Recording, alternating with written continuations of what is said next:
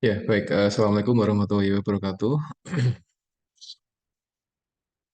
Bapak Ibu semuanya, selamat siang dan kita bertemu lagi di mata kuliah Advanced Medical Surgical Nursing dan di pertemuan kemarin kita sudah belajar tentang beberapa konsep dasar di KMP ya, tentang chronic illness dan saya sudah menyampaikan beberapa hal terkait dengan eh, permasalahan, kemudian beberapa polisi, kemudian kemarin sudah kita bahas tentang eh, inovasi atau pendekatan-pendekatan yang dilakukan untuk menangani pasien-pasien dengan penyakit kronis gitu ya.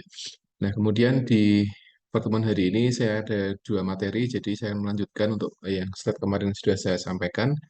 Kemudian yang kedua adalah saya ingin menyampaikan tentang salah satu konsep yang namanya medication adherence, Bapak Ibu. Jadi ini yang mungkin sudah terlihat di PowerPoint, jadi medication adherence, dan nanti akan saya baca poin-poin penting seputar hal tersebut karena ini penting sekali karena kita di apa ke pasien itu tentunya ada satu intervensi atau kolaborasi yang dia melibatkan beberapa treatment medis sehingga ini penting konsep ini akan saya sampaikan di pertemuan nanti Bapak Ibu. Baik, di sini ada satu gambar yang menyampaikan tentang preventing chronic disease of vital investment. Jadi ini satu statement yang menunjukkan bahwa ternyata pencegahan terkait penyakit kronis itu bagian dari investasi Bapak Ibu semuanya. Jadi investasi itu tidak hanya selalu dalam bentuk sesuatu yang ada nilai rupiah gitu ya, tapi ternyata ketika kita memahami konsep penyakit kronis itu ternyata ketika kita bisa mencegah ya itu akan bisa menjadi satu investasi kita ya gitu. Investasi baik itu bagi perawat, baik itu bagi pasien dan keluarganya ya karena kalau kondisi masyarakat itu dia sehat atau bebas dari penyakit tentunya akan meningkatkan kualitas hidup dari si pasien tadi seperti itu ya. Nah, preventing ini tentunya banyak peran ya Bapak Ibu semuanya. Jadi punya banyak peran dari pasiennya, kemudian dari hospital, kemudian dari mungkin puskesmas, kemudian dari perawat dan sebagainya. Sehingga kalau kita berbicara tentang preventing, berarti kita akan melibatkan banyak aspek di situ, banyak subjek, sehingga itu menjadi satu pekerjaan yang menjadi apa namanya PR bersama ya, baik ketika pasien dia sedang dirawat, kemudian nanti ketika dia pulang, maka dia kita edukasi supaya dia bisa kita prevensi untuk tidak kembali ke hospital dengan kondisi atau keluhan yang sama seperti itu ya. Karena preventing ini dia identik di beberapa aspek Bapak Ibu semuanya. Jadi preventing dalam artian dia biar tidak terhindar nggak kena penyakit ya. Yang kedua adalah preventing dari biar dia tidak apa namanya bolak-balik ke rumah sakit dengan gejala yang sama atau kondisi yang sama seperti itu ya. Jadi preventing ini preventing dari aspek mencegah biar pasien dia tidak kena penyakit yang sama gitu. Jadi biar dia tidak bolak-balik ke rumah sakit yang pertama, kedua ada preventing biar orang tidak sakit ya gitu. Jadi ini yang kedua ini fokus pada orang-orang yang dia masih sehat atau orang yang dia ada di kategori high risk atau risiko tinggi sehingga dia bisa dicegah biar dia tidak kena apa namanya penyakit seperti itu ya. Nah, kalau yang pertama tadi ini sebenarnya ke arah apa namanya fase rehabilitasi sehingga pasien-pasien yang ada edukasi preventing ketika dia sudah masuk di discharge planning atau persiapan pulang itu dia nanti bisa minimal ketika dia akan ketika di rumah kemudian dia dapat treatment atau medikasi sehingga dia tidak akan bolak-balik ke rumah sakit dengan keluhan yang sama ya.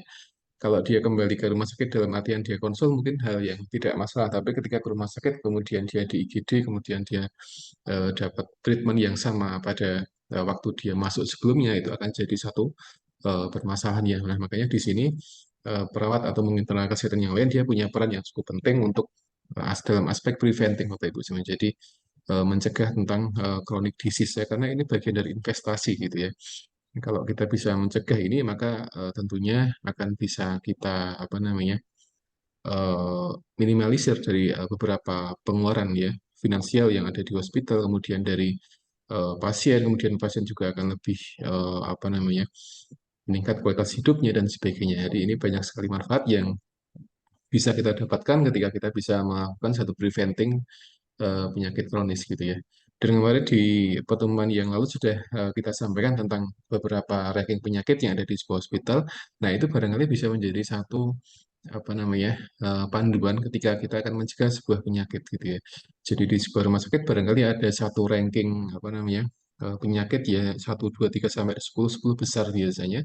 Nah, nanti bisa dibuat satu media-media tertentu yang dia bisa digunakan untuk mencegah terjadinya penyakit tadi ya gitu ya. Nah, ini nanti kalau ada pasien atau keluarga pasien yang sedang ada di poli atau kontrol ya bisa digunakan untuk membaca sehingga ketika dia membaca dia paham nanti bisa apa namanya dan dia menerapkan tentunya ya karena pasien yang dia membaca kemudian dia paham tapi tidak menerapkan itu juga akan jadi masalah ya jadi dia membaca dia memahami kemudian dia bisa menerapkan. Nah, itu tiga kunci yang menjadi keberhasilan edukasi Bapak Ibu semuanya ya. Jadi kalau pasien dia sudah membaca edukasinya dia sudah paham apa namanya isi edukasinya tapi dia tidak menerapkan nah ini akan kurang maksimal ya tentunya seperti itu. Nah, makanya di sini kadang perawat dia perlu untuk ketemu langsung dengan pasien ketika dia ada di poli atau ketika ada di bangsal gitu ya. Nah, ini fungsinya untuk menyampaikan langsung kepada pasien gitu ya. Kadang pasien kita berikan leaflet gitu ya. Dan dia menerima leaflet kemudian dibaca gitu ya. Dibaca kemudian dia ngerti isinya apa. Tapi kadang dalam satu kondisi itu pasien dia susah untuk menerapkan sehingga kita butuh untuk datang ke sana ya, kemudian menjelaskan ke pasien ini maksudnya ini, kemudian caranya seperti ini sehingga pasien dia bisa memahami itu gitu ya. Nah, ketika itu bisa kita sampaikan ke pasien, maka ini bisa menjadi satu apa ya solusi atau sebagai media untuk mencegah penyakit itu tadi ya. Mencegah dalam artian pasien tidak bolak-balik ke rumah sakit dengan gejala yang sama. Sehingga kadang nakes itu hafal dengan si pasien X karena dia sering bolak-balik ke rumah sakit gitu ya, ke IGD dan sebagainya gitu ya.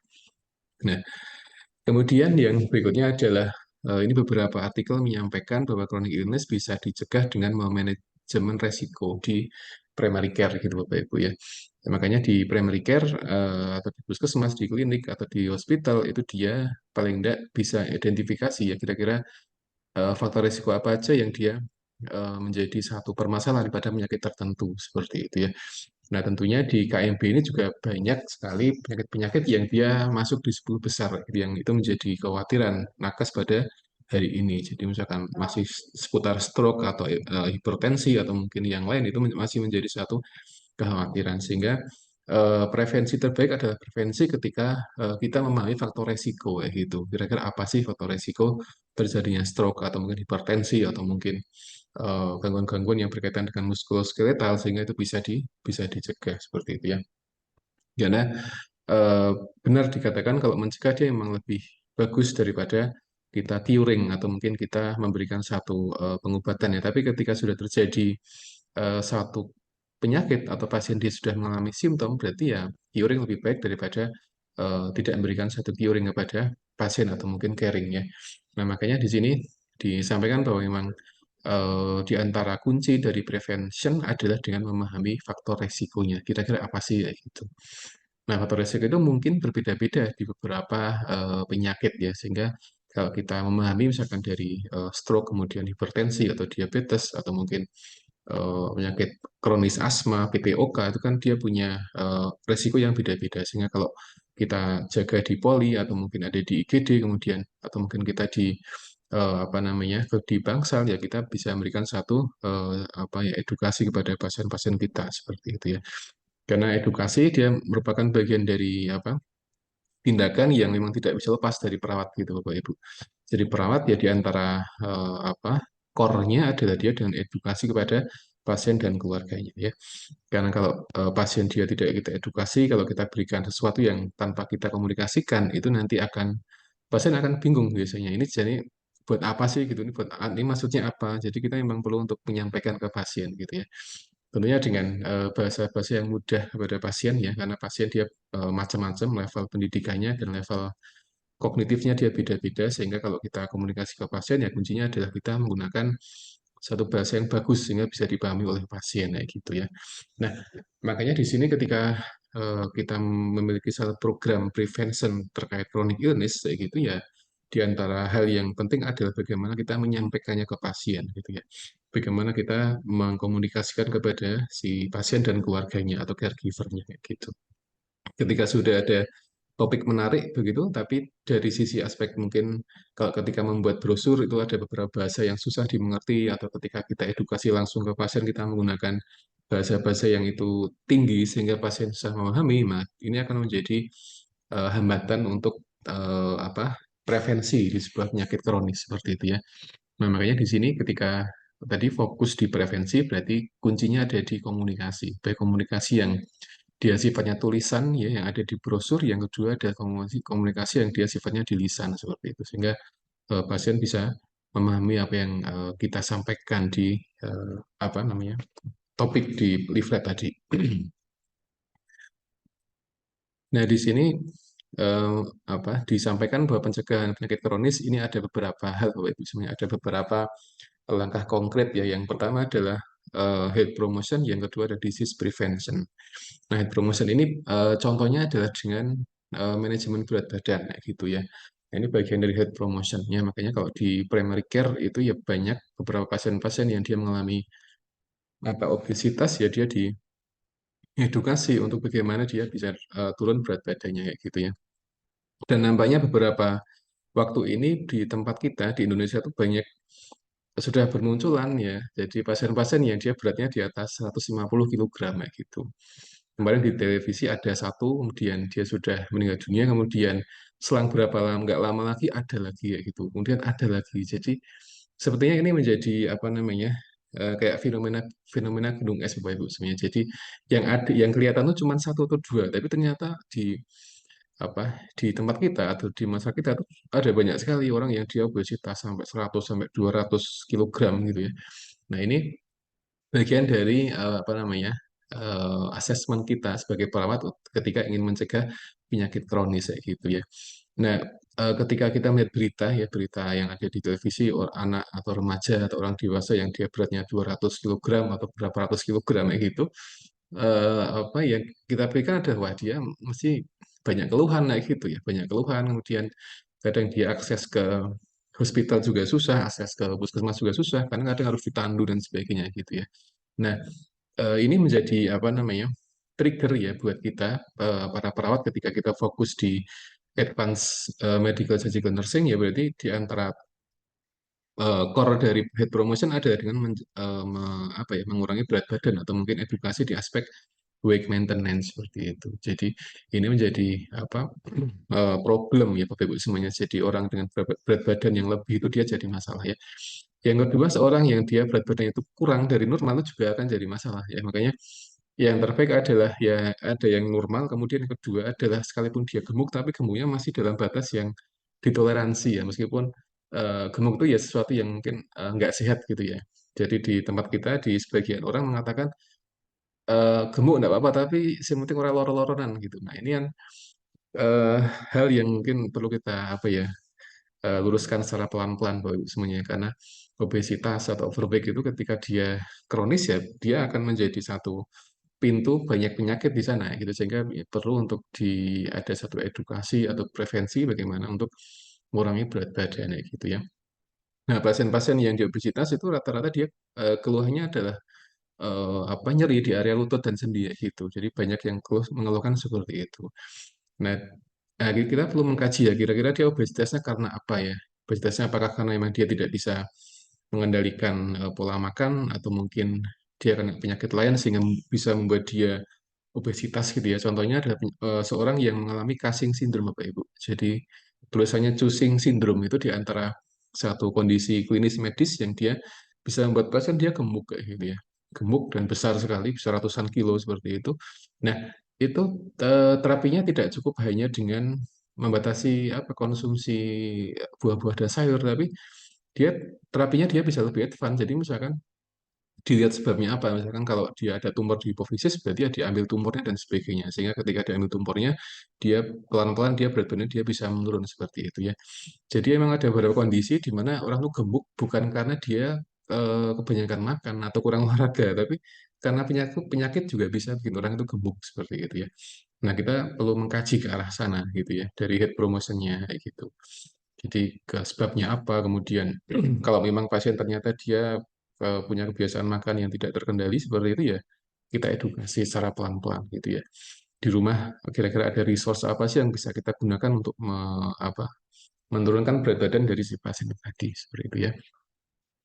Nah, yang kedua adalah smoking, Bapak Ibu ya. Ini juga satu permasalahan yang kronis ya, smoking cessation, jadi merokok ya. Nah, ini sudah banyak evidence yang menyampaikan kalau merokok ya dia memang sumber dari banyak masalah kesehatan gitu ya, merokok. Baik itu perokok yang aktif, kemudian pasif, atau perokok yang dia perokok yang ketiga ya gitu. Jadi perokok ketiga itu biasanya dia menghirup aroma tembakau, aroma asap yang ada di baju atau mungkin orang-orang yang dia merokok seperti itu. Ya, jadi kalau aktif kan dia memang sengaja merokok ya. Yang pasif dia menghirup asap dari yang aktif tadi. Kalau yang ketiga dia adalah menghirup dari bekas asap rokok yang dia nempel di baju, di fisik itu sehingga mencium bau aroma apa rokok dan sebagainya. Nah, ini juga jadi satu permasalahan sebenarnya. Di antara kesehatan, perawat itu dia punya peran yang cukup penting terkait smoking cessation ini tadi ya, gitu. Dan satu hal yang menjadi kuncinya adalah perawat jangan ada yang merokok gitu.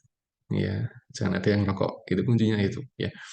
Sering kita temukan beberapa teman perawat itu merokok gitu ya, dan itu kita lihat sebagai sesuatu yang apa ya, yang kurang pas gitu. Sehingga ini ketika dia edukasi ke pasien gitu ya, sementara kadang pasien dia tahu, oh kayak ngerokok, wah ini jadi masalah. Nah, makanya ini menjadi apa ya, evaluasi kita ya sebagai tenaga kesehatan, jadi kita menghindari atau mungkin meminimalisir atau mungkin kita bisa ya kita benar-benar memanajemen mengendalikan mereka yang masih merokok di tempat kita seperti itu Bapak Ibu semuanya. Karena rokok yang paling berbahaya adalah ketika dia menimbulkan cancer yang ada di paru-paru. Nah, ini yang sudah sering ditemukan di evidence seperti itu. Jadi seorang yang dia sudah merokok lama itu dia seringkali atau mungkin dia ada keluhan di bagian paru-paru ya. Kalau cuman batuk mungkin masih mending, tapi yang parah ada ketika dia itu ini apa namanya ada kanker paru-paru yang ada di toraks sehingga akan jadi satu problem sehingga akan apa mengganggu dan sebagainya kayak gitu Bapak Ibu semuanya ya. Nah, ini tentang smoking cessation. Nah, bahkan ketika saya kemarin di Thailand beberapa tahun yang kemarin itu mereka punya satu program khusus yang memang dia menangani pasien-pasien yang dia merokok gitu. Jadi klinik kemudian di hospital kemudian dia ada klinik khusus untuk menangani pasien-pasien yang dia ingin berhenti merokok seperti itu. Nah, mereka yang datang ke sana itu rata-rata dia sudah bertahun-tahun merokok dan pengen berhenti karena mereka sadar itu tidak sehat kayak gitu ya. Nah, sekarang yang jadi masalah itu bagaimana menyadarkan orang-orang yang merokok supaya dia itu sadar kalau itu tidak sehat seperti itu. Ya.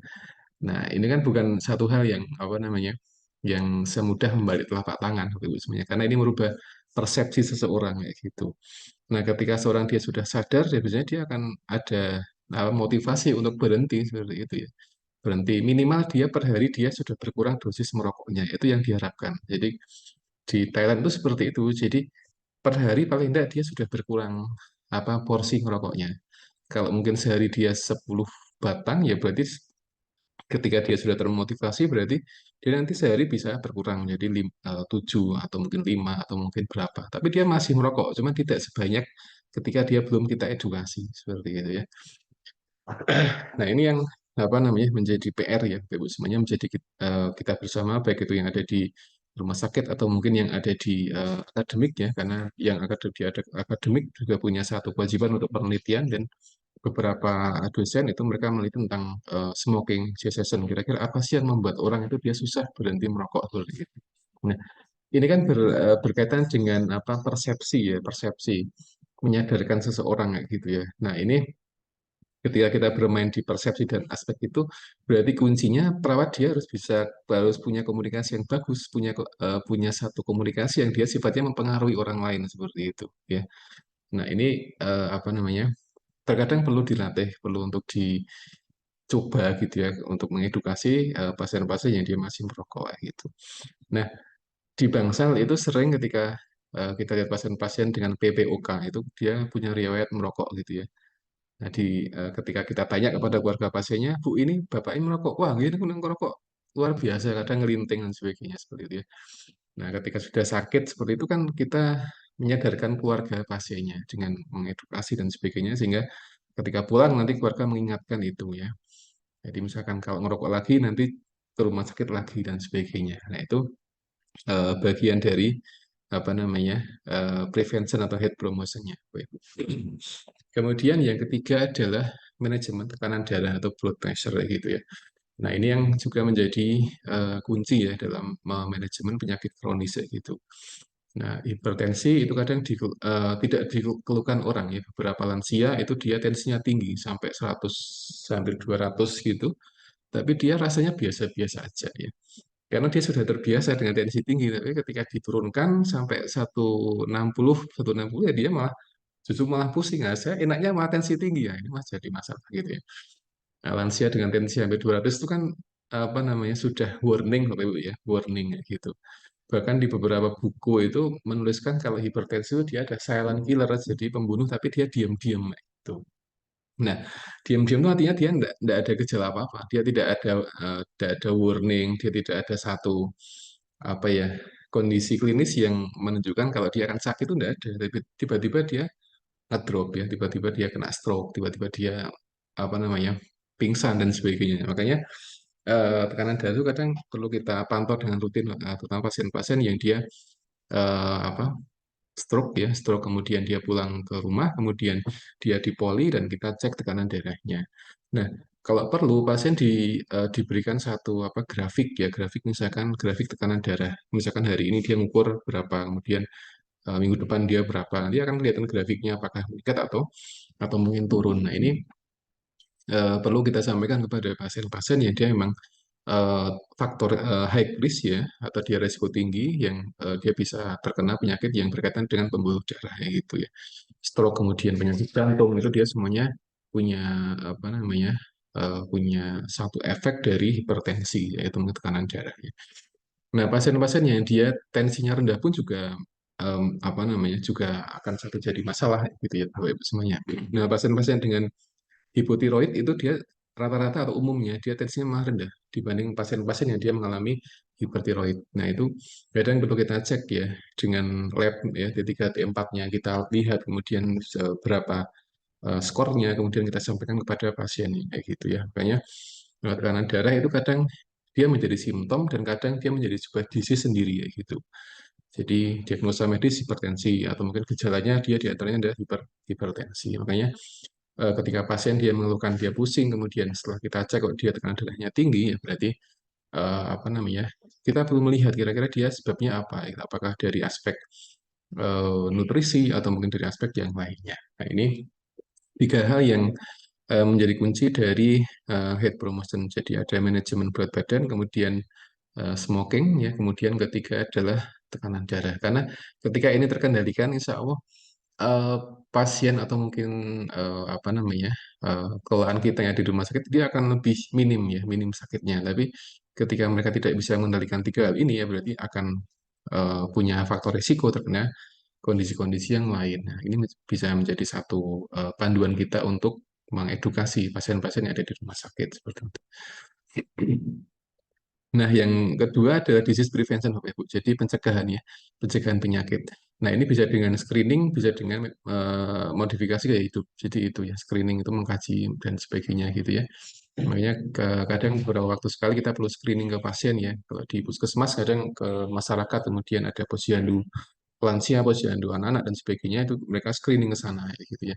Sehingga ketika pasien-pasien atau mungkin masyarakat di desa itu ketika ada screening biasanya mereka akan datang cuma sekedar tensi kemudian cek gula darah atau mungkin yang lain sebagainya karena dia untuk pencegahan kayak gitu ya. Yang kedua adalah manajemen gaya hidup. Ini tadi sudah kita singgung ya Bapak Ibu semuanya. Jadi dari apa menghindari asap rokok, kemudian dari manajemen berat badan, kemudian tekanan darah dan sebagainya. Atau mungkin nutrisi ya. Nutrisi juga menjadi poin yang juga penting dalam pencegahan penyakit gitu ya Bapak Ibu.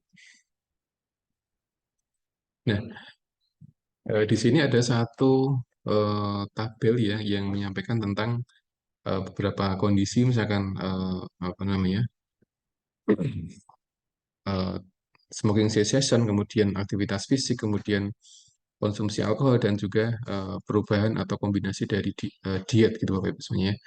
Nah ini disampaikan ternyata ada satu perbedaan ya. Jadi ketika ketika kita membandingkan antara kondisi umum dengan kondisi yang orang yang sakit, maka dia kadang ada perbedaan atau mungkin dia hampir sama seperti itu. Jadi ini adalah kunci dari pencegahan dari penyakit kronis atau yang ada di Advanced Medical Surgical Nursing. Jadi dari pencegahan smoking, kemudian aktivitas fisik ya. Jadi kalau di diabetes atau ada ya American Diabetes Association itu mereka merekomendasikan kalau aktivitas fisik per minggu itu ada 150 menit per minggu. Jadi kalau kita bagi 7, dia kurang lebih 1 hari itu paling tidak seorang yang sakit atau sehat disarankan untuk olahraga selama 20 sekian menit, kayak gitu Bapak Ibu semuanya.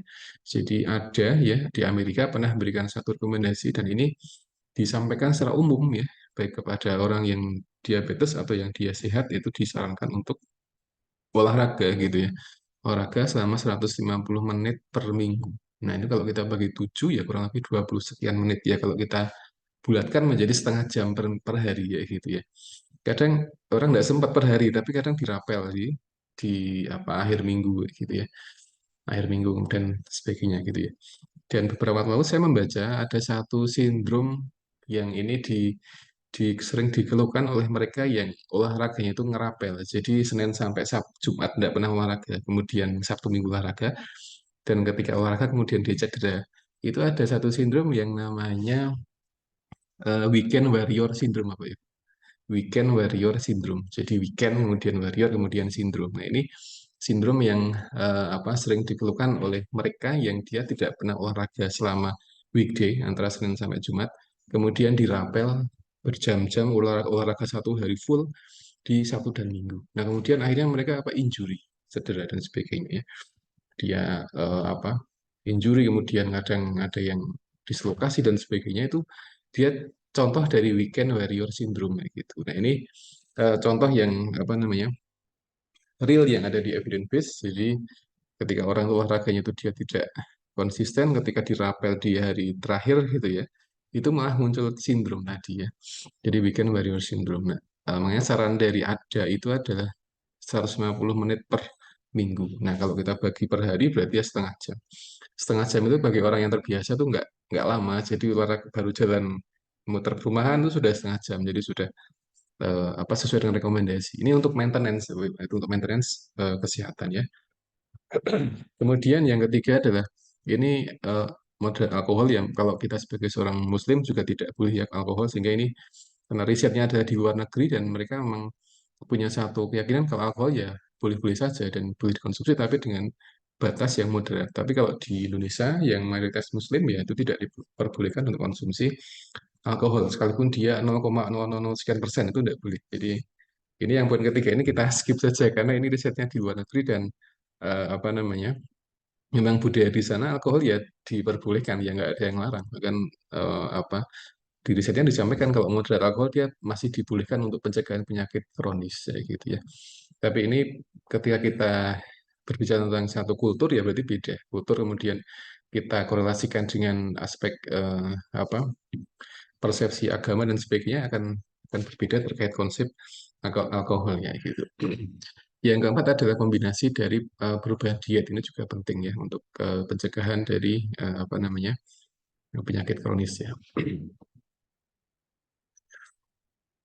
Nah, CAD itu coronary arterial disease. Jadi pasien-pasien yang dia mengalami penyakit koroner ya, itu jantung, hipertensi dan sebagainya, itu dia kuncinya ada di sini. Jadi mencegah smoking, smoking aktif, pasif. Yang ketiga tadi ya, yang kedua aktivitas fisik, yang keempat adalah alkohol tapi dia moderat, tapi ini di luar negeri, bukan di Indonesia. Yang keempat adalah ada yang kelima dengan kombinasi diet. Jadi ini kunci untuk eh, prevensi atau untuk mencegah kematian pada pasien dengan penyakit jantung atau mungkin penyakit koroner gitu Bapak Ibu ya. Nah, yang berikutnya adalah ini ada cancer screening. Jadi tadi sudah kita sampaikan ada beberapa hal yang bisa kita terapkan dalam pencegahan penyakit kronis. Yang berikutnya ada cancer screening. Nah, ini penting Bapak Ibu ya. Cancer itu juga menjadi penyakit yang masih menjadi PR sampai hari ini ya dari macam-macam cancer ya dari cancer yang ada di brain tumor atau brain cancer sampai dengan yang ada di bagian kandung kemih dan sebagainya gitu Bapak Ibu ya.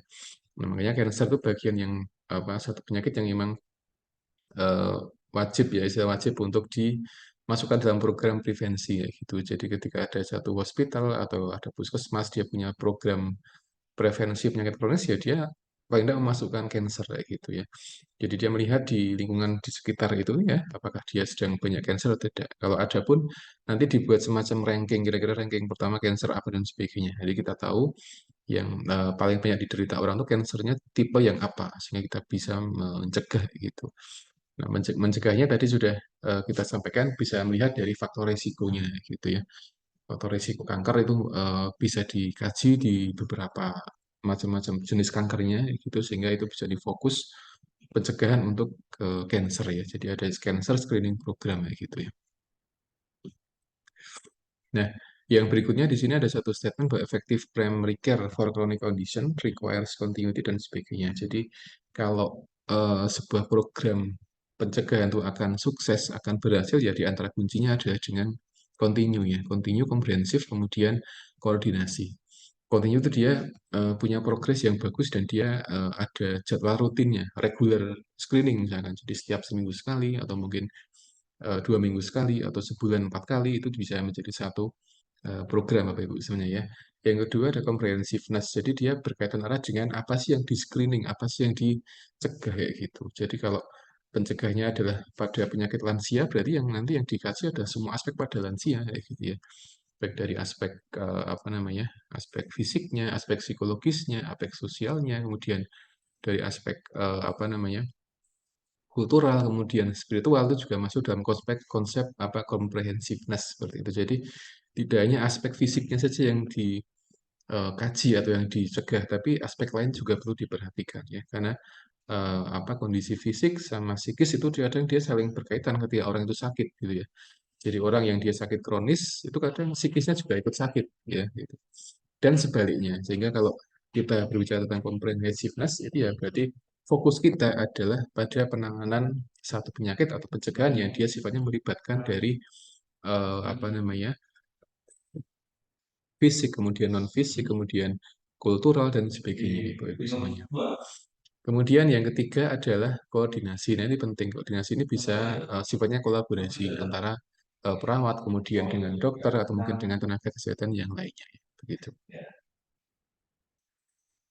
Nah, ini ada beberapa apa namanya kondisi yang bisa memicu penyakit kronis. Jadi yang pertama adalah sudah saya sampaikan, jadi ada penggunaan tobacco atau smoking. Yang kedua adalah apa konsumsi makanan yang dia tidak sehat. Yang ketiga adalah aktivitas fisiknya yang kurang. Ya. Yang keempat adalah alkohol. Ya. Yang kelima adalah peningkatan tekanan darah, kemudian kolesterol, kemudian gula darah. Yang terakhir adalah satu overweight atau obesity. Jadi ini beberapa kondisi yang masuk di kategori faktor risiko. Nah, semua ini idealnya dia bisa diintegrasikan ya di prevensi gitu ya Bapak Ibu. Sebenarnya ketika kita akan fokus di advance medical surgical nursing berarti ketika kita punya satu program berarti ya kita menggunakan komponen ini. Jadi dari smoking kemudian diet dan sebagainya sampai dengan tekanan tekanan darah sampai dengan gula darah. Jadi semuanya dilibatkan seperti untuk pencegahan penyakit kronis ya. Nah, ini peran perawat seperti apa? Jadi yang pertama adalah perawat dia berperan sebagai edukator ya, edukator atau penyampai informasi ya gitu. Nah, ini penyampai informasi ini bisa disampaikan kepada pasien atau mungkin melibatkan keluarga keluarga pasien. Nah, makanya ini tadi yang sudah kita sampaikan bahwa perawat dia memang di antara perannya adalah edukasi kepada pasien dan keluarganya ya. Jadi seperti itu ya. Kemudian yang kedua adalah memastikan bahwa informasi yang kita sampaikan dia adalah jelas dan juga konsisten gitu. Jadi ketika kita menuliskan satu leaflet atau kita menyampaikan informasi ke pasien ya paling tidak itu jelas ya gitu. Jadi pasien itu dia paham dengan apa yang kita sampaikan kemudian dia konsisten. Artinya ketika perawat dia mengatakan konsum olahraga sekian menit per hari ya dia harus konsisten. Jadi jangan membuat pasien dia bingung dengan apa yang kita sampaikan seperti itu ya. Kemudian ketiga adalah terkait polisis ini tentunya berkaitan erat dengan tempat kerja atau mungkin beberapa akses kesehatan yang ada di masyarakat, sehingga ketika kita memberikan edukasi berarti ya kita memberikan satu penjelasan bahwa ketika nanti sakit nanti bisa ke klinik atau ke rumah sakit atau mungkin ke tempat yang bisa akses di misalkan di hospital seperti itu Bapak Ibu ya. Kemudian yang berikutnya adalah providing access to healthcare service. Jadi ini contohnya adalah misalkan merujuk pasien itu bagian dari providing access to healthcare services ya gitu ya. Makanya ketika Bapak Ibu ada di poli atau mungkin ada di puskesmas atau di rumah punya klinik, ketika nanti merujuk pasien ya berarti nanti sudah menerapkan tentang providing access to healthcare services. Misalkan pada screening pada pasien dengan tekanan darah tinggi atau mungkin kondisi-kondisi yang lain ya gitu ya.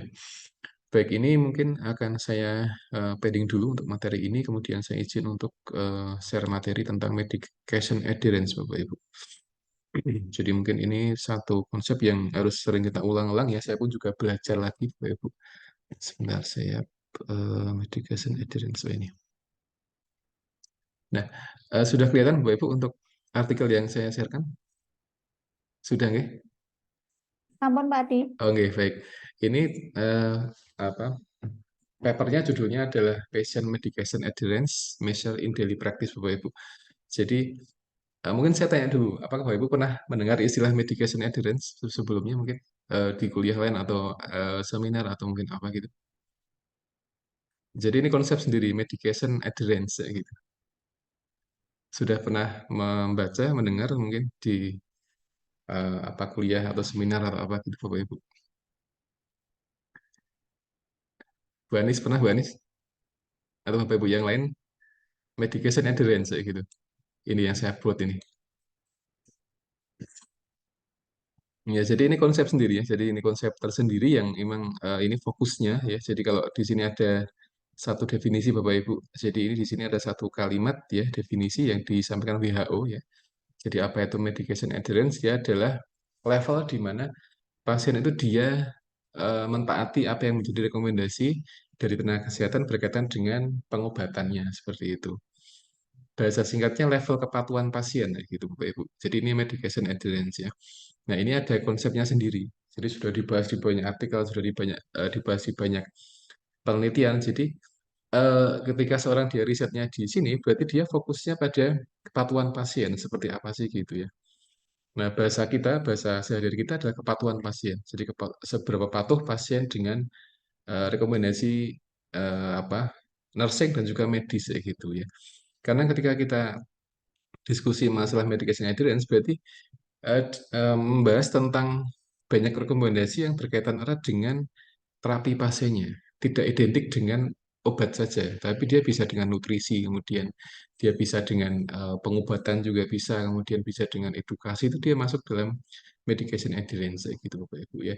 Jadi istilah medication tidak identik dengan obat saja, tapi dia lebih luas cakupannya ya. Dengan obat ada, kemudian edukasi di nutrisi, kemudian apa namanya gaya hidup, kemudian olahraga itu masuk ke dalam medication adherence. Sehingga ketika WHO mendeskripsikan ini berarti WHO dia punya perhatian ternyata ketika pasien dia akan pulang ke rumah, dia kemudian diberikan satu terapi, diberikan obat, maka di sana ada satu kondisi yang harus diperhatikan. Kondisinya apa? Kondisinya adalah kepatuhan pasien tadi. Nah, ini yang diukur oleh WHO. Jadi WHO itu punya satu attention, perhatian terkait kepatuhan pasien. Karena kepatuhan pasien dia akan menentukan kondisi pasien ketika di rumah ya gitu. Nah, pasien-pasien yang dia tidak patuh biasanya di rumah akan banyak keluhan biasanya. Keluhannya macam-macam A, B, C dan sebagainya. Kemudian ketika di rumah dia tidak bisa menangani keluhannya, dia akan ke rumah sakit atau mungkin dia akan ke puskesmas yang buka 24 jam atau mungkin dia akan ke klinik dan sebagainya seperti itu ya.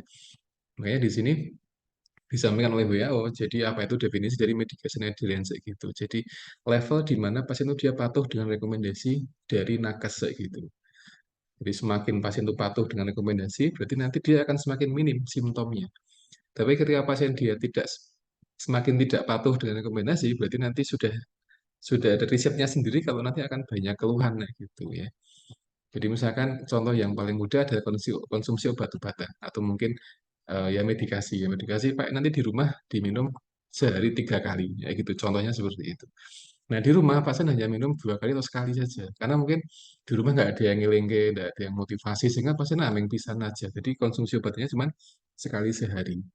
Nah, itu sudah diteliti. Jadi ketika pasien dia tidak ya tidak patuh dengan itu, nanti biasanya akan muncul banyak keluhan kayak gitu. Sehingga ketika perawat kemudian dia riset di fokusnya di medication adherence, berarti nanti dia akan melihat seberapa patuh pasien dengan terapi ya gitu.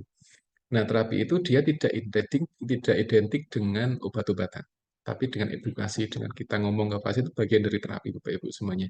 Jadi misalkan pasien dia di bangsal, kemudian dia sudah boleh pulang sore ini, kemudian mungkin pasien tidak diberikan obat khusus, hanya vitamin saja, tapi ada satu kondisi yang kita butuh menyampaikan ke pasien, misalkan Pak nanti di rumah aktivitas fisiknya misalkan sehari minimal sekian menit gitu ya. Itu bagian dari apa ya proses medication gitu ya. Nah, seperti itu ketika pasien di rumah dia mentaati apa yang kita sampaikan, berarti dia sudah apa namanya tergolong banyak pasien yang dia adherence atau pasien yang patuh seperti itu. Tapi ketika pasien di rumah, kemudian pasien di rumah sakit di bangsal, dia sudah boleh pulang, kemudian kita sampaikan Pak nanti di rumah konsumsi makanannya ini, yang tidak boleh ini, kemudian nanti olahraga dan sebagainya. Dia di rumah tidak melaksanakan apa yang kita sampaikan, itu dia pasien masuk di yang non adherence. Jadi kebalikannya ada non adherence. Jadi pasien yang tidak patuh seperti itu ya. Nah, dulu istilah itu menggunakan ini Bapak Ibu. Jadi compliance, way. Jadi ada adherence, ada compliance. Nah, sekarang lebih banyak menggunakan adherence karena dia lebih melibatkan pasien dalam decision making kayak gitu. Nah, komplain itu lebih identik pasien tidak dilibatkan dalam penentuan terapinya ya. Jadi pasien ya dia sendiri. Nanti pasien tidak punya apa ya kesempatan untuk diskusi dengan tenaga kesehatan di hospital. Jadi semuanya dia fokusnya pada atau mungkin pasien dia tidak dilibatkan sehingga ketika ada apa-apa pasien disalahkan dan sebagainya itu konsep compliance. Tapi sekarang sudah dirubah menjadi adherence itu lebih apa lebih melibatkan pasien ketika diberikan sebuah treatment seperti itu. Jadi di beberapa referensi disampaikan bahwa istilah adherence atau compliance ini masih apa namanya dulu pakai compliance kemudian sekarang dirubah pakai adherence gitu. Nah sementara itu ketika di negara Inggris misalkan dia sudah tidak pakai adherence atau mungkin compliance tapi dia pakai istilah concordance kalau tidak salah. Ini saya di sini ada artikelnya. Jadi dia menggunakan istilah eh, concordance. Nah ini Bapak Ibu. Ya, di sini concordance gitu. Jadi nanti ketika Bapak Ibu browsing artikel kemudian membaca istilah passion compliance, passion adherence, passion concordance itu ya secara konsep hampir sama gitu aja. Intinya hampir sama, cuman adherence dia lebih halus saja. Dia lebih halus, dia lebih apa ya melibatkan pasien dalam apa membuat satu treatment ketika pasien ingin pulang dari rumah sakit itu lebih banyak menggunakan adherence ya. Itu secara umum di banyak negara, tapi ketika di Inggris, di UK itu dia lebih pakai concordance. Intinya sama, cuman ini apa beda istilah aja gitu ya. Beda istilah sama apa ya halus mana sih gitu. Kalau di bahasa Jawa kan ada kromo inggil dan sebagainya, tapi ini kalau yang adherence sih lebih halus lagi. Kalau yang compliance dia cenderung lebih apa ya kurang pas saja dari sebagian aspek gitu ya. Karena di sini compliance dia apa namanya lebih banyak ke aspek kurangnya pasien involvement atau pasien lebih pasif dalam diskusi masalah pengobatan seperti itu. Sehingga kalau pakai adherence berarti pasien memang dilibatkan dalam terapi, dalam diskusi gitu ya. Nah, maksudnya di sini adalah ketika pasien ingin pulang, ini perawat kan memberikan satu edukasi ke pasien gitu ya. Nah, perawat kadang memberikan obat ya, obat kepada pasien. Nah, obat ini merupakan pemenang dari profesi lain. Kemudian yang kedua, perawat dia memberikan edukasi. Nah, edukasi ini melibatkan pasien, kayak gitu. Jadi pasien kita ajak diskusi. Kira-kira nanti bapak atau ibu di rumah, kalau kalau saya memberikan saran seperti ini, kira-kira bagaimana? Jadi apa namanya? Apakah di rumah ada satu yang memotivasi atau ada resource yang bisa digunakan sehingga nanti pasien diajak diskusi di arah sana ya. Jadi tidak satu arah, Pak, Bu, di rumah nanti gini-gini. Jadi tidak ada satu diskusi yang bagus ketika sebelum pasien itu pulang. Nah, ini yang jadi apa namanya? Jadi kunci dalam edukasi Bapak Ibu semuanya. Jadi menggunakan adherence. Ya. Nah, adherence itu ada 3 tipe Bapak Ibu. Ada 3 tipe ya. Jadi medication adherence itu ada 3 tipe. Jadi yang pertama adalah yang disebut sebagai primary non-adherence Bapak Ibu. Ini ada definisinya. Jadi ada primary dan ada non persistent. Ini akan saya sampaikan semuanya. Primer itu ketika pasien dia dapat resep, Bapak Ibu, dapat resep ya, dia sudah dapat resep, tapi dia nggak dapat obatnya. Nggak dapat obatnya atau dia dapat pengganti apa namanya pengganti resep ya sudah tertulis di resepnya tadi, ya gitu ya. Jadi ini tipe yang pertama. Nah, ketika kondisi seperti itu nanti pasien juga akan susah gimana dia akan minum obat kalau yang ditulis di resep sama yang diterima kok dia berbeda. Jadi pasien akan bingung di situ. Ini namanya primary non-adherence. Jadi pasien dia sudah eh, nulis resepnya gitu ya, sudah ada resepnya, tapi ketika pasien menerima obat ya kok dia beda gitu. Nah, ketika beda nanti di rumah pasien akan kebingungan untuk apa namanya mengkonsumsi obat-obatannya seperti itu. Nah, ini akan jadi masalah ketika tidak ada komunikasi antara orang yang memberikan obat dengan pasiennya. Ya. Kadang pasien itu di rumah googling ya, ke googling sedapatnya. Itu yang pertama. Kadang yang kedua adalah mengira-ira gitu. Nah, ya kalau benar, kalau salah kan nanti jadi problem ya. Makanya ketika apa di apotek atau mungkin Bapak Ibu diberikan kesempatan untuk memberikan obat kepada pasien, sementara dia berbeda dengan apa yang diresepkan, berarti nanti diedukasi, diberikan satu apa penjelasan ya, ini obatnya berbeda karena A, B, C, dan sebagainya. Atau mungkin divalidasi kepada orang yang memberikan resep seperti itu. Nah ini primary non-adherence. Jadi pasien menerima obat tapi dia berbeda dari apa yang diresepkan seperti itu. Ya, obatnya mungkin sama, tapi mungkin jenisnya beda. Jadi apa namanya beda obatnya dan beda fungsi dan sebagainya. Nah ini perlu divalidasi, disampaikan kepada orang yang memberikan resep seperti itu. Nah, yang kedua adalah non-persistent, Bapak Ibu. Ini yang kedua. Jadi yang pertama tadi adalah primary non-adherence, yang kedua adalah non-persistent. Nah, ini definisinya adalah ketika pasien dia berhenti minum obat ya tanpa ada saran dari tenaga kesehatan. Jadi pasien tiba-tiba tidak minum obat. Jadi dia sudah dibaksal, kemudian dia diberikan obat, misalkan ada 5 jenis gitu ya. Kemudian dia sudah diberikan edukasi, nanti obatnya dikonsumsi jam sekian sehari dia sekian kali dan sebagainya. Kemudian dia pasien di rumah. Di rumah dia sudah patuh selama sekian hari. Tapi kemudian hari itu dia pasien tidak patuh. Dia tiba-tiba berhenti minum obat. Tak. Jadi sudah hari berikutnya dia sudah tidak mau minum obat lagi. Ini yang apa non persistent adherence. Jadi pasien dia sudah pasien memutuskan untuk berhenti konsumsi obat-obatan setelah dia memulai tanpa ada saran dari tenaga kesehatan. Kayak gitu. Nah, dia berhenti. Nah, berhenti ini kan kita perlu mengkaji berhentinya karena apa? Apakah berhentinya karena nggak ada yang motivasi sehingga pasien itu malas yang pertama. Yang kedua, apa namanya? Apakah pasien dia memang sudah nggak ada gejala lagi ya gitu ya? Mungkin sarannya dikonsumsi sampai habis obatnya. Tapi ketika baru 2 hari itu pasien sudah ngerasa sehat, sudah ngerasa fit itu, sudah ngerasa nggak perlu obat lagi, kemudian dia berhenti. Nah ini kan perlu dikaji ke pasiennya gitu ya. Makanya nanti ketika pasien kan biasanya ketika pulang dari hospital biasanya nanti kan dia akan ada kontrol ke rumah sakit atau ke poli. Nah, itu bisa menjadi bahan assessment kira-kira obatnya masih atau enggak seperti itu ya. Bahkan di beberapa referensi disampaikan di antara cara untuk melihat pasien itu patuh atau tidak itu menghitung jumlah obat yang diberikan. Jadi misalkan pasien diberikan obat 10 butir ya, satu jenis 10 butir, kemudian pasien pulang gitu ya. Itu idealnya habis dalam waktu mungkin 3 atau 4 hari gitu ya. Tapi ketika pasien pulang, dia obatnya kok dia masih utuh 10 butir, berarti dia tidak diminum nah, gitu. Jadi beberapa reagensi mereka menyampaikan itu, jadi menghitung jumlah obat yang diresepkan ketika diberikan ada eh, apa namanya misalkan 15 butir gitu ya. Kemudian pas pasien kontrol lagi kok dia masih 10 butir padahal ini sudah hampir seminggu ya, berarti pasien tidak minum obat seperti itu. Nah, ini contoh yang ada di eviden. Nah, ini yang kedua. Jadi yang pertama adalah primary, yang kedua adalah non persistent Bapak Ibu semuanya ya.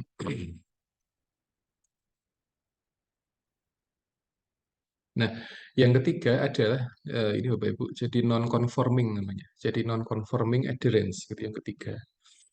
Jadi pasien dia secara simpelnya adalah pasien dia tidak mau minum obat dengan beragam alasan ya.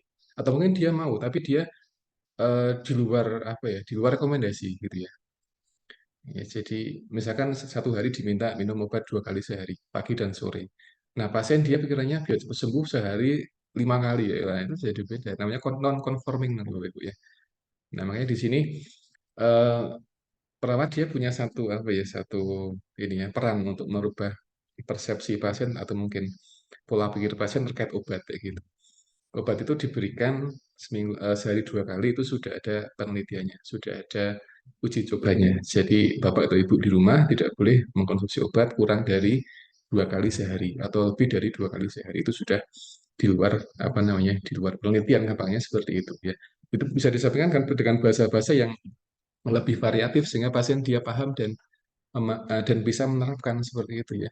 Jadi ini pasien disampaikan di sini bahwa non-conforming this type include a variety of ways in which medication are not taken as prescribed. Jadi obat itu dia dikonsumsi tapi di luar yang diresepkan. Misalkan yang pertama adalah skipping dose. Jadi dosisnya dia di skip. Misalkan diberikan dosis harusnya diberikan 3 kali sehari tapi dia 5 kali sehari. Itu kan dia skipping dosis kayak gitu. Nah, yang kedua adalah taking medication in correct time. Jadi nggak pas waktunya. Misalkan disarankan ini pagi dan sore, tapi dia makanya malah siang dan tengah malam. Itu kan nggak pas. Jadi apa namanya, dia beda reaksinya dan sebagainya. Ini farmasi lebih yang lebih paham tentang hal ini. Nah, makanya ketika pasien dia memang pengen cepat sembuh, kemudian dia meningkatkan dosisnya, kemudian ketika pasien dia kok tidak apa minum obat, tapi dia di luar waktu yang sudah ditentukan pagi dan siang misalnya, tapi dia malah malam hari dan mungkin tengah malam, itu kan menjadi sesuatu yang berbeda dari apa yang diresepkan seperti itu ya. Nah, bahkan pasien-pasien yang dia tadi yang saya sampaikan, jadi dia konsumsi tapi di luar yang sudah diresepkan gitu. Resepnya sehari 3 kali, tapi biar cepat sembuh, katanya seperti itu, sehari 5 kali. Nah, itu malah jadi masalah dan sebagainya ya. Karena tubuh kita dia punya batas toleransi terkait apa obat gitu Bapak Ibu ya.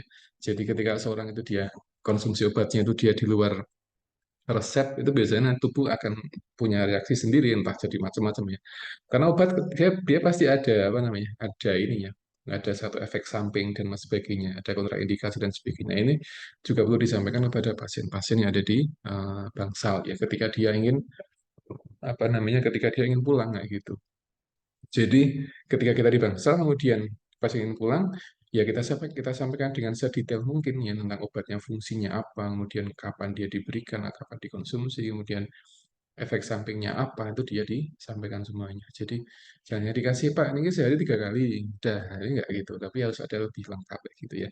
Nah, sebagian pasien dia kritis sehingga dia tanya sama kita. Jadi ini obatnya apa, fungsinya apa dan sebagainya. Jadi kalau pasien kritis ya kitanya juga ini ya harus mengimbangi dengan penjelasan yang bagus kepada pasien sehingga pasien itu dia apa satisfied dengan komunikasi kita seperti itu. Bapak Ibu. Nah, ini yang ketiga. Jadi yang pertama adalah primary non-adherence, yang kedua adalah non-persistent, yang ketiga adalah non-conforming. Jadi seperti itu. Nah, tiga jenis ini sama-sama bermasalah. Ya, sama-sama masalah karena apa namanya, yang satu dia obatnya dia beda, pasien bingung.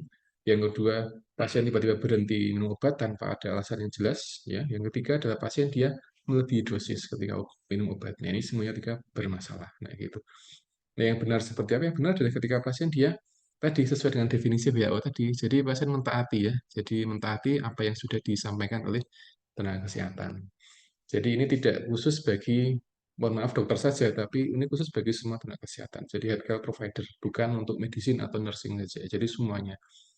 Yang ketika semuanya berarti kan ini apa lebih luas skopnya, tidak hanya obat saja, tapi bisa edukasi, bisa saran, itu kan masuk ke dalam adherence gitu Bapak Ibu ya. Jadi ketika Bapak Ibu memberikan satu saran kepada pasien untuk menghindari konsumsi makanan yang apa begitu ya.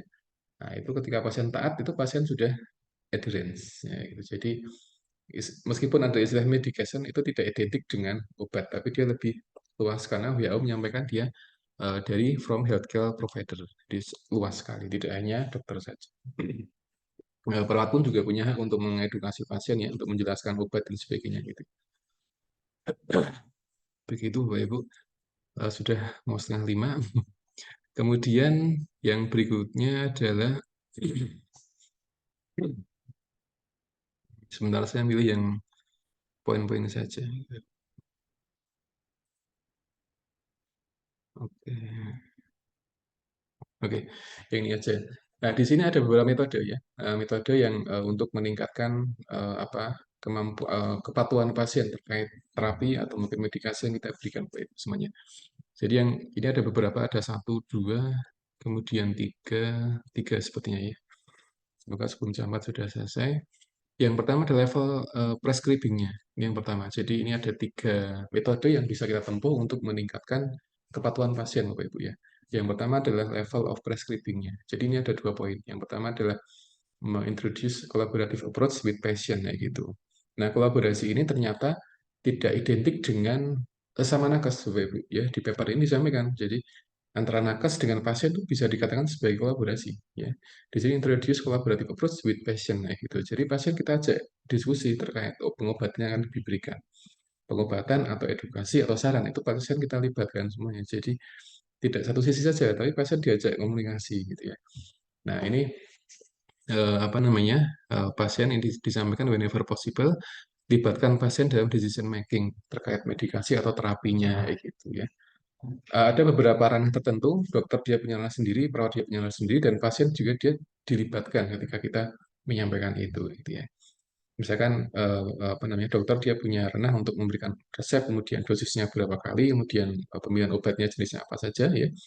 Nah, di sini sudah ada risetnya sehingga pasien dalam hal ini pasien tidak boleh ngeyel. Jadi boleh nggak sih kalau sehari sekali ya, itu kan beda ya. Nah, di sini perawat juga punya peran untuk memberikan satu apa ya, meyakinkan ini apa pasiennya.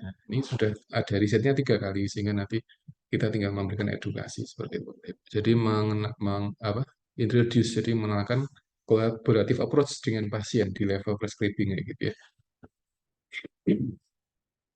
Kemudian yang berikutnya adalah simplify medication tagging kayak gitu. Jadi dibuat simpel kayak gitu. Jadi kalau apa namanya berikan satu obat atau apapun itu diupayakan simplify medication tagging. Jadi dengan cara mungkin dengan apa yang komunikasi yang simpel yang pertama, yang kedua adalah menggunakan obat tapi dengan level yang paling bawah. Jadi first level drug use gitu ya. Nah, ini diantara apa deskripsi dari simplify medication tagging. Jadi ketika pasien dia tidak ada kendala, tidak ada resistensi obat tertentu, ya berarti yang digunakan adalah obat yang levelnya paling bawah dulu kayak gitu. Dicoba dulu kayak gitu ya.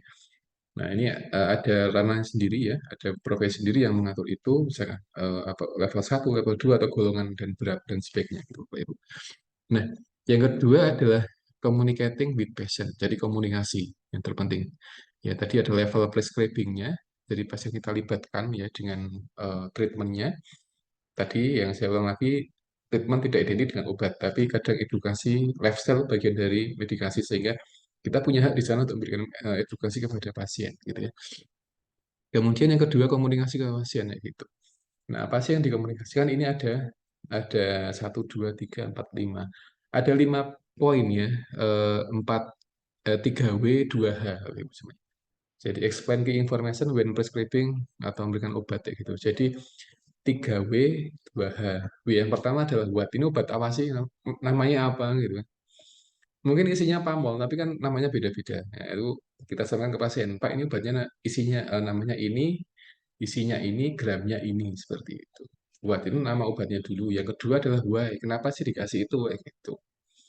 Kenapa dikasih itu ya? Kenapa dikasih pamol? Kenapa dikasih obat apa dan sebagainya? Kenapa ada ranitidin atau apa dan sebagainya disampaikan kepada pasien gitu. Alasannya apa? Sehingga pasien itu ngerti ketika dia minum obat itu yang dikonsumsi obat apa sih gitu dia ngerti ya gitu. Oh, pasti dia punya gejala mual, oh dia diberikan ini, oh dia tahu alasannya apa, seperti itu. Jadi itu meningkatkan literasi pasien, Bapak Ibu. Jadi ketika kita edukasi ke pasien itu akan meningkatkan literasi pasien, pasien jadi semakin paham tentang obat, sehingga dia akan lebih hati-hati ketika minum obat. Jadi yang pertama adalah what, yang kedua adalah why, yang ketiga adalah when. Kapan sih dikonsumsi obatnya? Ya, pagi, siang, atau pagi saja. Kalau pagi apakah sebelum makan, sudah makan, itu kan when. Jadi dosisnya berapa ya, berapa kali sehari, pagi, siang, malam, atau pagi, malam, atau pagi, sore, atau apa, dan sebagainya. Nah, pagi, sore kan dia sudah ada penelitiannya, itu kan setiap sekian jam sekali minum obat. Berarti kan bisa kalau pasien konsumsi obatnya dia jam 8 pagi, berarti nanti 8 jam kemudian jam berapa, jam 3 atau jam 4 dan sebagainya, seperti itu ya. Kemudian yang kedua, yang keempat adalah how, itu bagaimana, bagaimana cara konsumsinya, apakah diminum atau mungkin dia apa namanya dioleskan atau bagaimana itu disampaikan kepada pasien. Kalau dioleskan itu bagaimana ngolesnya? Apakah dibersihkan dulu, tangan kita harus bersih atau apa kan diajari cara menggunakan obat itu tadi. Nah, ini pasien-pasien yang dia memang diberikan topical terapi itu dia juga diajarkan bagaimana cara menggunakannya, ya dan sebagainya. Yang kelima adalah, yang kedua adalah dia how long, berapa lama sih gitu. Berapa lama, apakah apa harus habis atau berhenti ketika tidak ada gejala itu disampaikan kepada pasien kayak gitu ya. Kadang obat oles ya, obat apa namanya, topical terapi ya, yang satu diberikan satu itu, apakah itu harus habis? Itu kadang pasien tanya ke sana, apakah harus habis atau dia berhenti ketika kita sudah tidak ada gejala, itu juga perlu kita sampaikan ya. Jadi ini 3W, 2H ini menjadi kunci dalam apa namanya, mengkomunikasikan pasien terkait obat-obatan. Jadi what itu apa, kemudian ini apa sih obatnya, pamol misalkan, apakah dia tablet atau kapsul atau apa disampaikan kepada pasien. Yang kedua why, kenapa kok pasien diberikan obat itu. Jadi pasien paham ini obatnya apa. Jadi apa tadi ya, meningkatkan literasi pasien. Jadi pasien lebih paham ini obatnya apa dan kapan diberikan. Kemudian when, kemudian how, kemudian how long. Jadi itu adalah 5 informasi yang disampaikan kepada pasien ketika kita sebagai perawat memberikan obat kepada pasien seperti itu, Bapak Ibu ya. Yang berikutnya adalah sampaikan juga efek samping dari obatnya, Bapak Ibu. Jadi misalkan obat diberikan 2 kali sehari, tapi kok pasien dia maunya biar cepat sembuh sehari diberikan 3 kali, itu kan nanti ada efek sampingnya gitu ya. Ini disampaikan kepada pasien. Nanti efek sampingnya apa dan sebagainya, sehingga pasien dia jelas gitu. Nah, ketika menyampaikan ke pasien itu idealnya ada caregiver-nya. Jadi keluarganya diajak apa? Diajak ke diskusi. Jadi jangan hanya pasien saja gitu ya. Jadi ada pasien, ada caregiver, sehingga nanti keduanya dia menerima informasi yang sama, tidak salah paham, tidak nanti di rumah bingung atau apa gitu ya. Jadi itu penting. Jadi obat itu dia ada efek sampingnya gitu. Sekalipun obatnya hanya paracetamol, dia ada efek sampingnya ya.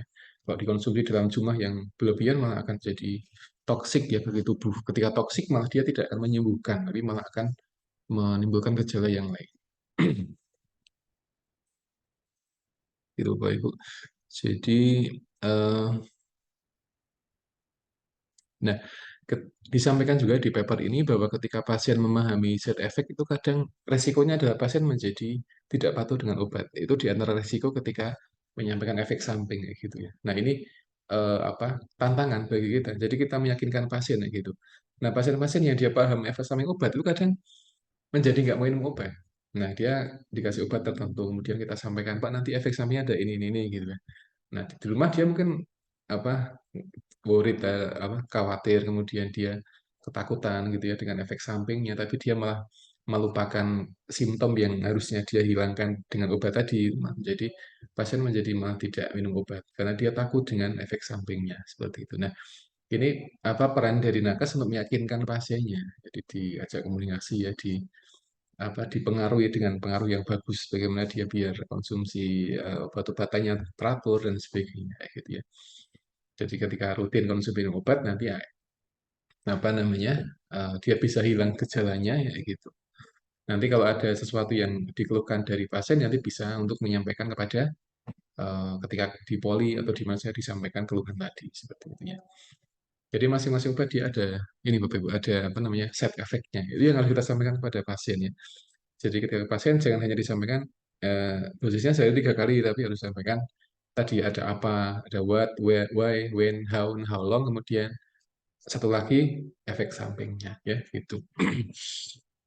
Begitu Bapak Ibu. Kemudian yang ketiga, yang masih yang kedua, jadi use medication adherence approving aids. Jadi menggunakan beberapa alat yang dia bisa mudah diingat-ingat oleh pasien Bapak Ibu ya. Jadi misalnya 3 kali sehari berarti mungkin diberikan kartu atau apa, tempelan atau apa sehingga pasien dia paham, oh ini sehari sekali, sehari 2 kali dan sebagainya. Jadi pasien bisa paham itu. Ya, jadi atau diberikan plastik yang beda-beda dan sebagainya. Jadi mungkin di beberapa hospital dia punya sendiri ya, punya paket sendiri sehingga itu lebih bisa dipahami oleh pasien-pasien yang mendapatkan obat seperti itu Ibu ya. Kalau diberikan brosur juga kita juga sampaikan ya brosurnya isinya apa, kemudian nanti apa isinya kemudian nanti disampaikan dengan jelas sehingga pasien dia paham dengan brosurnya tadi seperti itu ya.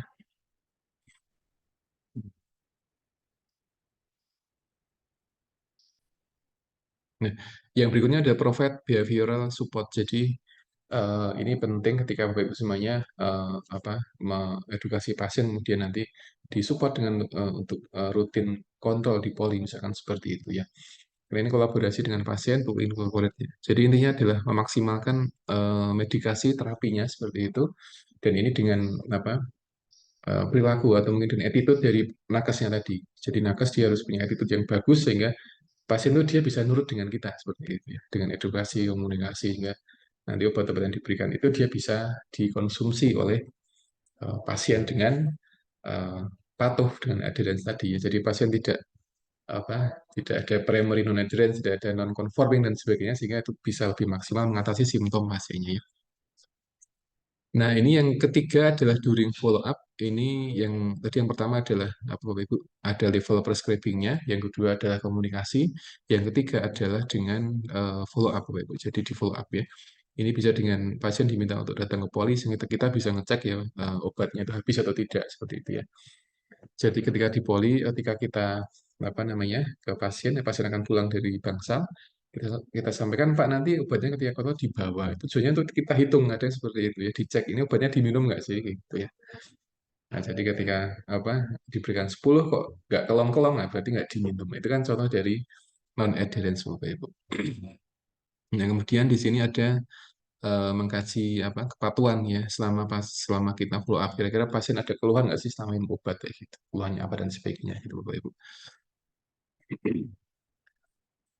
Kemudian ini yang berikutnya ada identify the difficulties jadi apa ya, mengkaji apa sih kesulitan dari kepatuhan minum obat ya gitu. Jadi nanti ketika follow up itu kita tanyakan kepada pasien kira-kira ada nggak sih keluhan atau mungkin permasalahan yang dialami ketika pasien dia di rumah kayak gitu.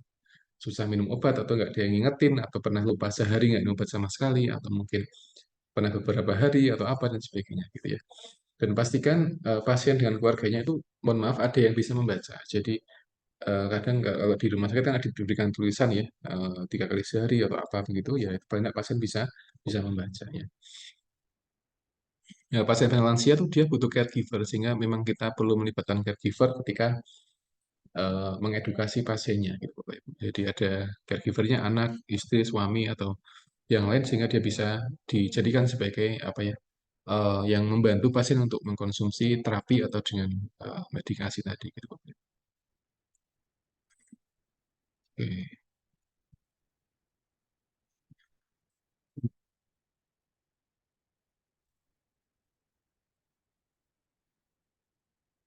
Oke Bapak Ibu, mungkin itu yang dapat saya sampaikan Bapak Ibu terkait medication adherence ya. Jadi ini intinya adalah di apa namanya mengecek dari kepatuhan pasien terkait pengobatan ya.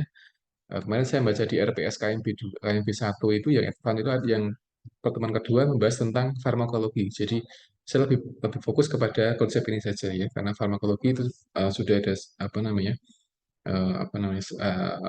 sesi sendiri, jadi ada topik sendiri sepertinya, sehingga nanti kita fokusnya di sini. Jadi bagaimana memahami konsep medication adherence, gitu. Karena ini identik dengan apa pengobatan ya, pengobatan sehingga perawat pun di sini juga punya hak untuk memberikan edukasi kepada pasien terkait pengobatan terapi yang diterima oleh pasien seperti itu semuanya ya.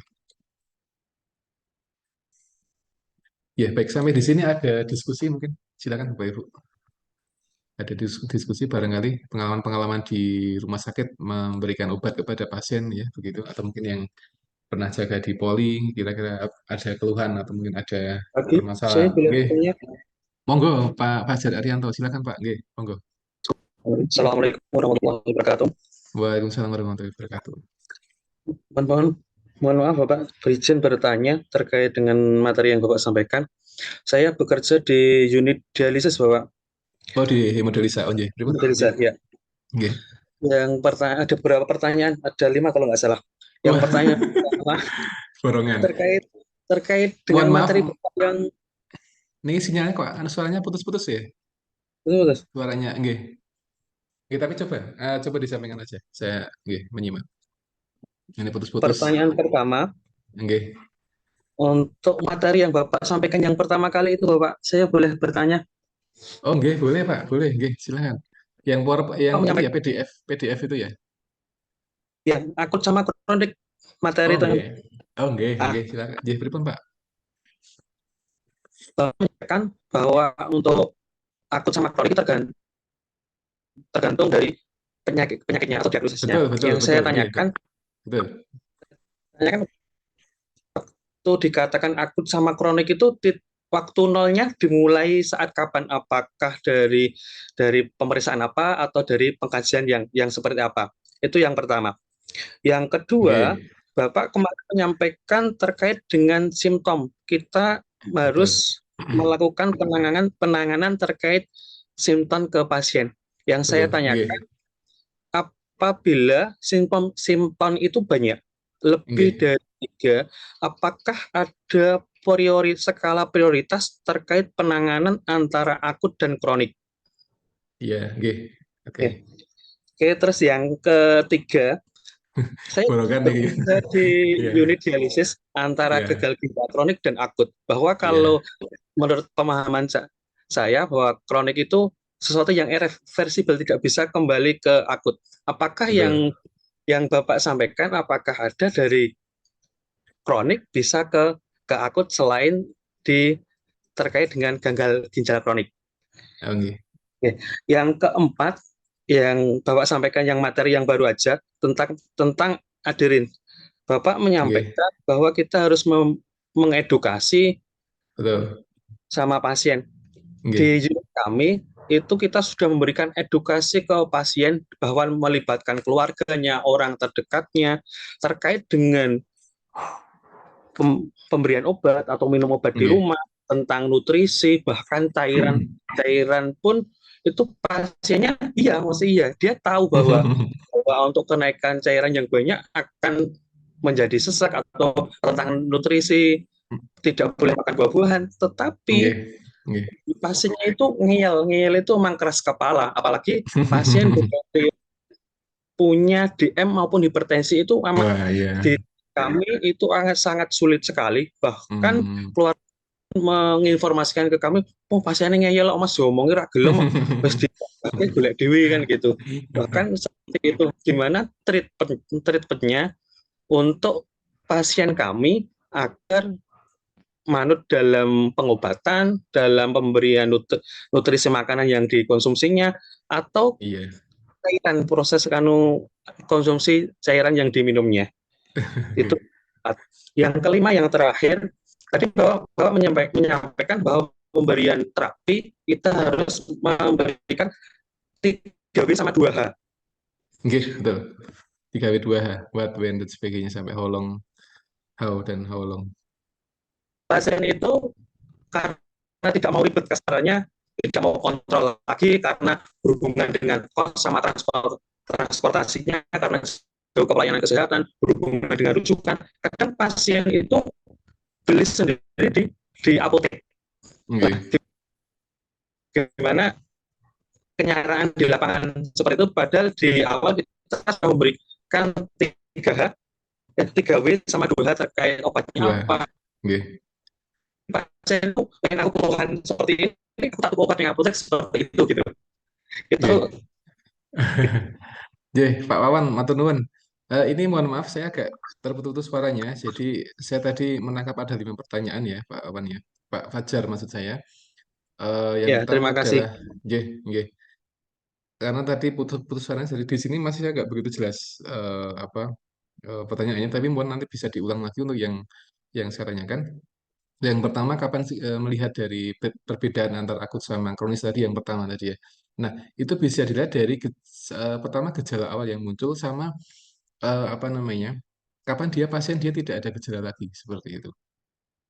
Jadi gejala awal munculnya seperti apa, kemudian kapan sih pasien dia tidak bergejala lagi, sehingga pasien bisa dikatakan dia sembuh seperti itu.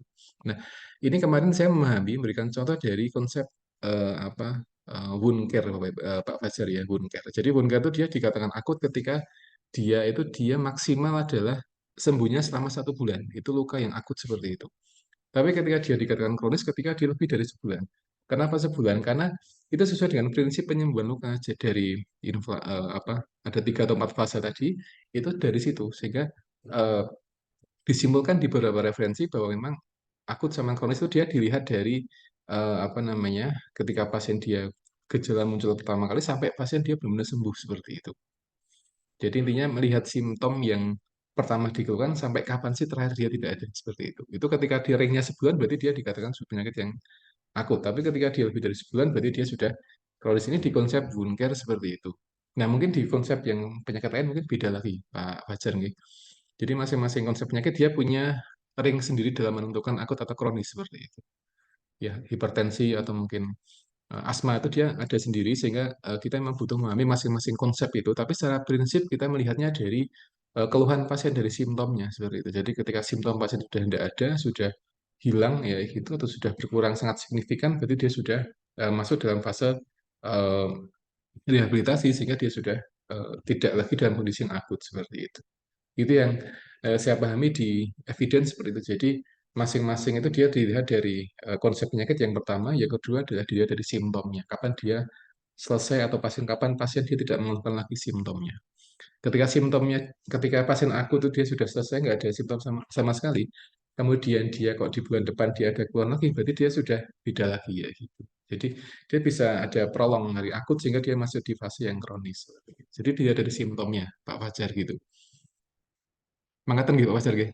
Saya ditangkap untuk suara saya? Ya, bisa Bapak. Nggih, nggih. Tadi yang kedua apa nggih? Yang kedua. Penanganan simptomnya banyak sekali. Iya, Untuk iya. penanganannya apakah ada prioritas?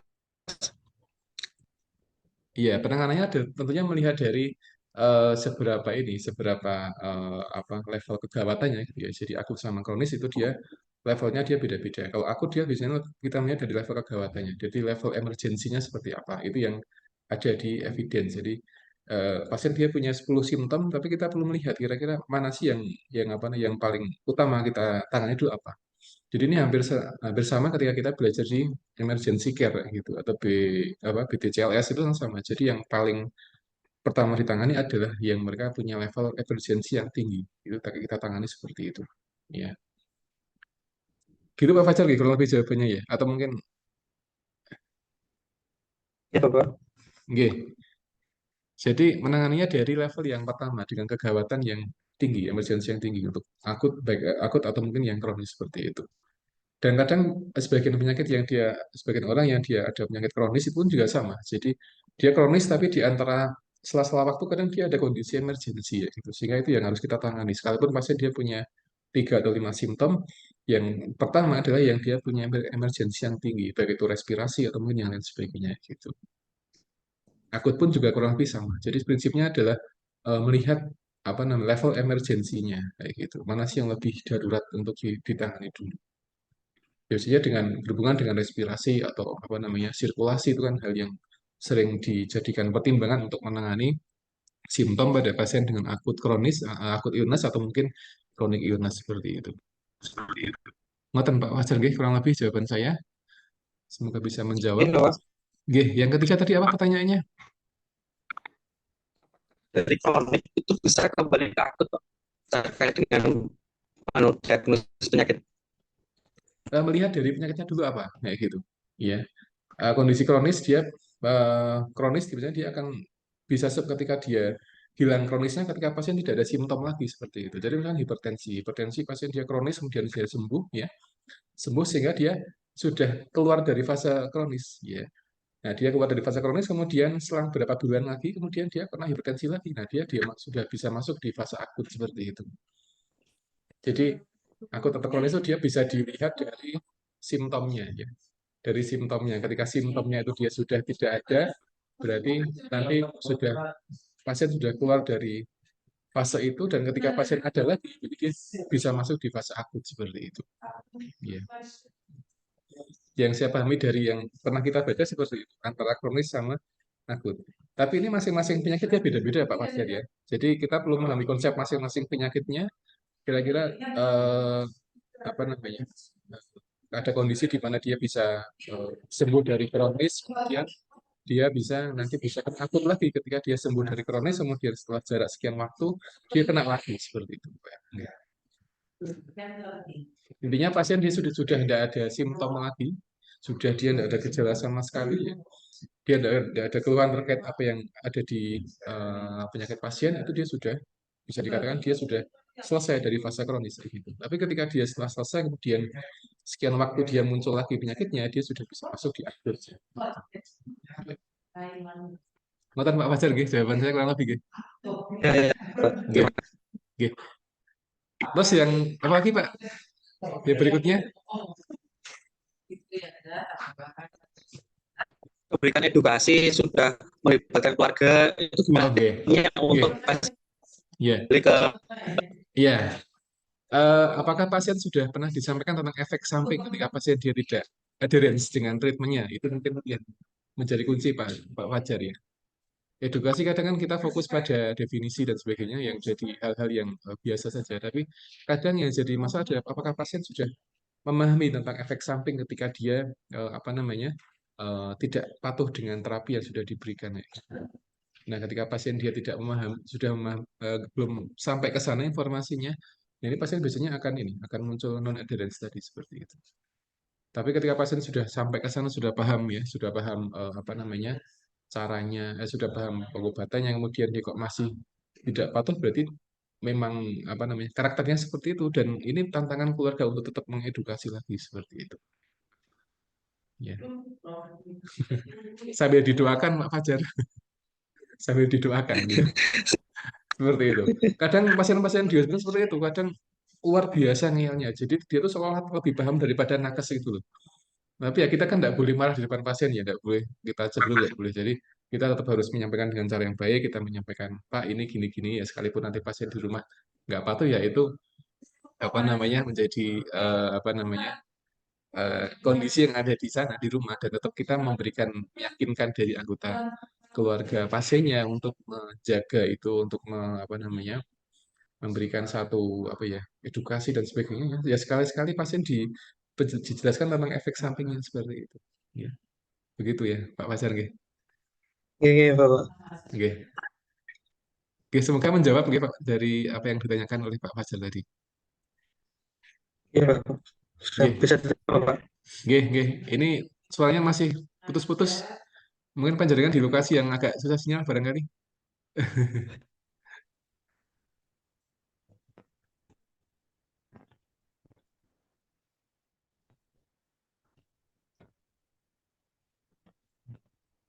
Ya, gitu ya Bapak Ibu, mungkin yang dapat kami sampaikan atau yang bisa kita diskusikan pada kesempatan hari ini. Dan insya Allah kita akan ketemu lagi minggu depan ya, untuk waktunya barangkali diupayakan hari Kamis atau mungkin hari Jumat ya. Dan kita akan diskusikan lagi dengan materi yang lain, dan semoga apa yang kita sampaikan hari ini bisa kita ambil manfaatnya, dan nanti akan saya sharekan materinya ke Bu Anis biar di-share ke teman-teman sekelas nggih. Nggih, Baik, Pak mungkin itu yang Adi. dapat saya sampaikan ya tadi dari Pak Fajar, kok saya nggak dengar suaranya ya, sudah Mungkin putus-putus suaranya. sinyalnya jelek mungkin, Nggih, Pak. sepertinya nggih. Itu mungkin nggih yang dapat kami sampaikan, dan saya ini Assalamualaikum warahmatullahi wabarakatuh. Waalaikumsalam warahmatullahi wabarakatuh. Waalaikumsalam Matur suwun Pak warahmatullahi Adi. Nggih. wabarakatuh. Saya